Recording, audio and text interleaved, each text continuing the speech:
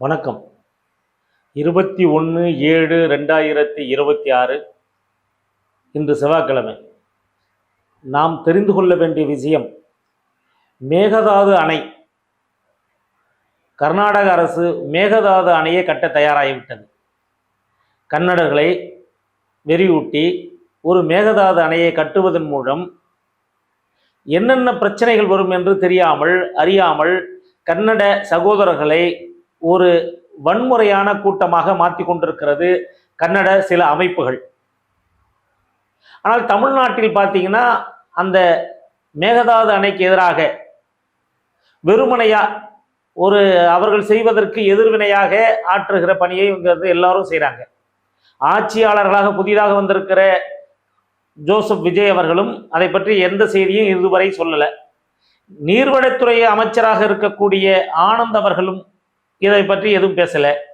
ஆனால் தமிழகத்தில் இருக்கிற பல்வேறு அரசியல் கட்சிகள் மேகதாது அணையை பற்றி பல்வேறு வகையான கருத்துக்களை பதிவிட்டு வருகிறார்கள் அவரவர்களுக்கு தெரிந்த வகையில். ஆனால் ஒரு அணையை கட்டுவது என்றால், ஒரு அணையை உருவாக்க வேண்டும் என்றால் அது இயற்கைக்கு ஆதரவாக இருக்க வேண்டும், இயற்கைக்கு முரணாக கட்டக்கூடாது. ஆனால் மேகதாது அணையை கட்டுகிற இந்த மெத்தேட் என்பது, அந்த திட்டம் என்பது 12,500 காடுகளை, அந்த நிலங்களை, அந்த காடுகளை அழித்துதான் மேகதாது அணையை கட்ட முடியும். அப்போது இயற்கைக்கு புறம்பாக இயற்கையை அழித்துதான் முதலில் கட்டுகிறார்கள். ஒன்று அது இயற்கை அழிப்பது. மற்றொன்று, ஒரு அணையை கட்டுவதன் மூலம் அனைத்து மக்களும் நன்மையாக நேர்மையாக வாழ்வதற்கு அனைத்து உரிமைகளும் அவர்களுக்கு கிடைக்க வேண்டும், ஒரு மகிழ்ச்சி பிறக்க வேண்டும். ஆனால் கர்நாடக அரசு என்ன செய்கிறது என்றால், மேகதாது அணையை கட்டி எங்களுடைய விவசாயிகள், குறிப்பாக கர்நாடகாவில் இருக்கக்கூடிய நம்முடைய சகோதரர்கள் தான், அவர்கள் நீங்கள் ஏற்றுக்கொண்டாலும் ஏற்றுக்கொள்ளவில்லை என்றாலும் அவர்களாம் நம்முடைய சகோதரர்கள் தான். 5000 ஆண்டுகள் கழித்து பார்த்தால் நமக்கும் அவர்களுக்கும் உறவு இருக்கும். அவர்களிடத்திலே ஒரு வெறியை ஊட்டி மேகதாது அணை கட்டுவதன் மூலமா கர்நாடகத்திலே பல லட்சக்கணக்கான ஏக்கர்கள் விவசாயங்கள் உருவாகும், நாம் செழிப்பாக இருக்கலாம் என்கிறார்கள். நிச்சயமாக நீங்கள் செழிப்பாக இருங்கள், ஒன்றும் அதுக்கு ஒன்றும் வருத்தம் இல்லை. ஆனால் தமிழ்நாட்டுடைய விவசாயிகளை, உன்னுடைய பாதிப்புகளை அறிந்திருக்க வேண்டும், அதுதானே சரியானதாக இருக்கும். ஒரு மேகதாது அணையை நீங்கள் கட்டுவதன் மூலமாக தமிழ்நாட்டு விவசாயிகளை கொள்ளுகிற திட்டத்தை உங்களிடத்தில் இருக்கும் ஏனால் தவறு அது. அங்கே கம்யூனிஸ்ட் கட்சிகள் இருக்கிறது, காங்கிரஸ் கட்சி இருக்கிறது, பாரதிய ஜனதா கட்சி இருக்கு, அகில இந்திய கட்சிகள், அவர்களெல்லாம் நியாயம் பேசுகிறவர்களாக இருக்க வேண்டும். தன் உரிமைக்காக போராடுகிறவன் அவன் போராளி அல்லது உரிமைக்கான குரல் கொடுக்கிறவன். பிறர் விஷயங்களை நியாயம் சொல்லுபவர்கள் அவர் நேர்மையானவர்கள், நியாயமானவர்கள் அப்படின்னு சொல்லக்கூடிய இடத்துல இருக்கு. அப்ப காங்கிரஸ் கட்சி, கம்யூனிஸ்ட் கட்சிகள், பிஜேபி எல்லாம் அங்க இருக்கிறாங்கல்ல, கர்நாடகத்தில் இருக்கிறாங்களே, மேகதாது அணை கட்டுவதன் மூலமாக தமிழகத்தில் இருக்கக்கூடிய விவசாயிகள் பாதிக்கப்படுவார்களே என்று யாராவது ஒரு குரலை கொடுத்திருக்கிறார்னா கொடுக்கல. அப்ப இவருடைய நோக்கம் பொதுவான சிந்தனை இல்லை. பொதுவான சிந்தனை பற்றி அவர்கள் யோசிப்பதில்லை. மக்களுக்கு நன்மை செய்வதை பற்றி அவர்கள் கவலைப்படுவதில்லை. ஒரு வகையான வன்முறையான அரசியலை உருவாக்கி மக்கள் மத்தியிலே வாக்கு வங்கிகளை வாக்கி அதன் மூலம் ஆட்சி அதிகாரத்துக்கு லஞ்ச லாவண்யங்களை பெறுவது, சுகபோகமான வாழ்க்கை வாழ்வதை பற்றி பேசுகிறார்கள். நான் அங்கு உள்ளவர்கள் சொல்லுகிறேன், இங்கும் அப்படித்தான் இருக்கிறார்கள். ஒரு ஜனநாயக பூர்வமான கோரிக்கைகள், ஒரு கேம்பெயின் அப்படின்னு சொல்லுவாங்க. இப்ப திரைப்படம் பாத்தீங்கன்னா, இப்போது நம்முடைய முதலமைச்சராக இருக்கக்கூடிய விஜய் ஜோசப் அவர்கள் நடித்த ஜனநாயகன் திரைப்படம் வரப்போகிறது. அதுக்கு ஜனநாயக திரைப்படம் வருவதை பற்றி நம்முடைய நீர்வளத்துறை அமைச்சர் ஆனந்த் அவர்கள் என்ன சொல்லுகிறார் என்றால், அதை ஒரு கேம்பெயின் மாதிரி கொண்டாடணுங்கிற அளவுக்கு அது ஒரு மிகப்பெரிய மகிழ்ச்சியான செய்தியாக அவர்கள் நடத்தட்டும். அது ஒன்றும் பெரிய செய்தி இல்லை. அது மக்களுடைய மகிழ்ச்சிக்கு அதுல கிடைக்கும்னா ஒரு பொழுதுபோக்கு அவங்க சும்மா அதில் நிகழ்வுனா அது நடத்தட்டும். இதே செய்தியை மேகதாது அணை கட்டுவதற்கு எதிர்ப்பு தெரிவிக்கிற விதமாக, சரியான முறையாக, விஞ்ஞான முறையமாக, நியாயமான முறையிலே ஒரு கேம்பெயின் நடத்தினா அது நியாயமாக இருந்திருக்கும். அதற்கு குரல் கொடுத்திருந்தால் அது சரியாக இருந்திருக்கும். அது எப்படி கொடுக்க வேண்டும் என்றால், மேகதாது அணை கட்டுவதனால் என்னென்ன சட்ட சிக்கல் இருக்கிறன, சர்வதேச அளவில் நதிநீர் ஆணையம் அப்படின்னு ஒரு ஆணையம் இருக்கிறது. ஒரு நாட்டிலே உருவாகிற தண்ணி இன்னொரு நாட்டுக்கு போய் சேருகிற போது அந்த நாட்டிலே உருவாகிற தண்ணி கொஞ்சமா தான் அந்த நாட்டில் பயன்படும், அது இன்னொரு நாட்டுக்கு போய் சேர்ந்துடும். அதற்கு பேர் கடமடை.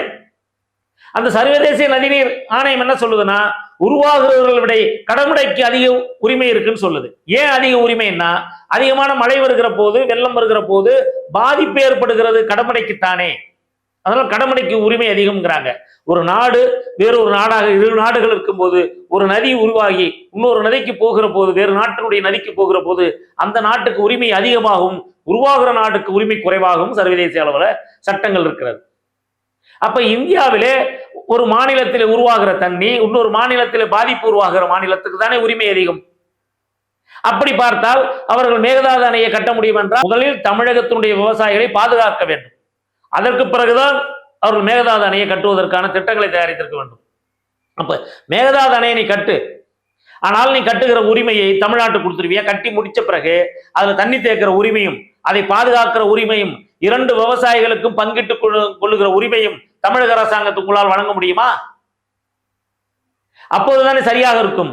இப்போது ஒரு வகையான வன்முறை இது நதிநீர் சட்டங்களுக்கு விரோதமானது, சர்வதேச நதிநீர் சட்டங்களுக்கு விரோதமானது அப்படின்னு மக்கள் மத்தியில் ஒரு பிரச்சாரம், அதை கேம்பெயின் எடுத்து அது ஒரு தவறான ஒரு முன்னுதாரணம். இது எப்படி கட்டுவது தப்பு, இது அப்படி கட்டுனா அதை நீங்க கட்டி தமிழ்நாட்டுக்கு தண்ணி தருவீங்களா? தரமாட்டீங்க. அப்போ வன்முறையாக ஒரு லும்பந்தனம் சொல்வாங்க, அந்த மாதிரி கட்டுவது எந்த வகையில் ஏற்றுக்கொள்ள முடியும்? அப்ப கர்நாடகாவிலே மேகதாது அணை கட்டுவதில் இரண்டு சிக்கல் இருக்கிறது. ஒன்னு 12,500 ஏக்கர் காடுகளை அழிப்பதுங்கிறது. இன்னைக்கு சர்வதேச அளவுல காடுகளை அழிக்கக்கூடாது, காடுகளை உருவாக்கணும்னு சொல்றாங்க. அப்ப 12,500 ஏக்கர் காடுகளை அடித்து விட்டு ஒரு அணையை கட்டி அந்த அணையின் மூலமா பல்வேறு லட்சக்கணக்கான மக்களை கொல்வதற்கு திட்டம் தீட்டுகிறார்கள் என்றால் அவர்களுக்கு என்ன புரிதல் இருக்கும்? நாளைக்கு அதுல தண்ணி வந்துட்டா நமக்கு எல்லாம் கொடுத்து விட்டுருவாங்களா? கொடுக்க மாட்டாங்கல்ல. அப்ப மேகதாது அணை கட்டுவது என்பது தவறானது. அதை மத்திய அரசாங்கம் உடனடியாக தலையிட்டு மேகதாது அணைவை கட்டுவதை நிறுத்த வேண்டும். அதை மீறி அவர்கள் கட்டுகிறார்கள் என்றால் அந்த அணையினுடைய தண்ணி தேக்கத்தையும் அதை பகிர்ந்து கொடுக்கிற உரிமையும் தமிழகத்துக்கு தர வேண்டும். கர்நாடகாவில் என்ன பண்ணிருக்கணும்? என்ன உங்களுக்கு பிரச்சனை? நாங்க அணை கட்டினா உங்களுக்கு தண்ணி வராது, அப்ப அணையை நீங்க பாதுகாத்துக்கோங்க, அணையை நாங்க கட்டித்தரோம், அணையை பாதுகாத்துக்கோங்க, அணையுடைய தண்ணியை யாருக்கு எப்படி தரணும், எந்த காலத்தில் எப்படி தரணும்னு பார்த்து நீங்களே கொடுங்கன்னு சொன்னா அது ஒரு ஜனநாயக பூர்வமாக இருக்கும். நீங்கள் செய்வது ஒரு வகையான வன்முறை.